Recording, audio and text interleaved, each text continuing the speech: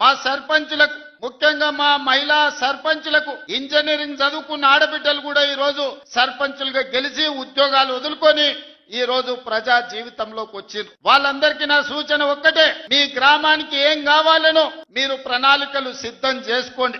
ఈ వేదిక మీద నుంచి రాష్ట్రంలో గెలిచిన 12,706 మంది సర్పంచులకు నేను సూచన చేస్తున్నా, ప్రత్యేకంగా స్పెషల్ డెవలప్మెంట్ ఫండ్ చిన్న గ్రామాలకు 5 లక్షలు, పెద్ద గ్రామాలకు 10 లక్షలు యథావిధిగా మీ గ్రామాలకు వచ్చే నిధులు కాకుండా స్పెషల్ డెవలప్మెంట్ ఫండ్ ముఖ్యమంత్రి నిధి నుంచి మేజర్ గ్రామ పంచాయతీలకు 10 లక్షలు, చిన్న గ్రామ పంచాయతీలకు 5 లక్షలు నూతన సంవత్సరంలో మీకు ఇచ్చే బాధ్యత నాది అని ఈ వేదిక మీద నుంచి తెలియజేస్తున్నా. కేంద్ర ప్రభుత్వం నుంచి రాష్ట్ర ప్రభుత్వం నుంచి వచ్చే నిధులకు ఈ నిధులు అదనం. ఇవాళ మీరందరూ గ్రామంలో ఏదో చెప్పి ఉంటారు, ఎన్నికలకు పోయినప్పుడు ప్రభుత్వం నుంచి వచ్చే నిధులు మీకు సరిపోకపోవచ్చు, లేదా మీరు ఏదైనా ప్రత్యేక మాట ఇస్తే ఆ మాట నిలబెట్టుకోవాలంటే మీకు కష్టం అవుతుండొచ్చు. అందుకే సర్పంచుల గౌరవం నిలబెట్టడానికి, గ్రామంలో మీ మర్యాద పెంచడానికి చిన్న గ్రామ సర్పంచులకు 5 లక్షలు,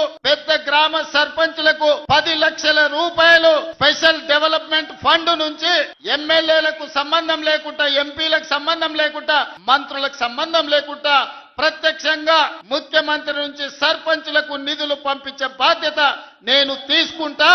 ఈ కొడంగల్ వేదిక మీద నుంచి మా సర్పంచులందరికీ నేను విజ్ఞప్తి చేస్తున్నా, ప్రణాళికలు సిద్ధం చేసుకోండి. మీరు ఇచ్చిన మాట నిలబెట్టుకోవడానికి మీ గ్రామంలో దీర్ఘకాలికంగా వాయిదా పడుతున్న సమస్యను పరిష్కరించుకోవడానికి మీరు ఈ నిధులను ఉపయోగించండి. దాంతో మా సర్పంచ్ గారు ఇచ్చిన మాట నిలబెట్టుకున్నారు. ముఖ్యమంత్రి గారి నుంచే డైరెక్ట్ గా ప్రత్యక్షంగా నిధులు తెచ్చుకోగలిగిన మా సర్పంచులని మీ గౌరవం నిలబడుతుంది, మీ మర్యాద పెరుగుతుంది. అందుకే ప్రత్యక్షంగా ఈనాడు ఈ గ్రామ సర్పంచులకు నిధులు ఇవ్వాలి అని నిర్ణయం తీసుకున్నా.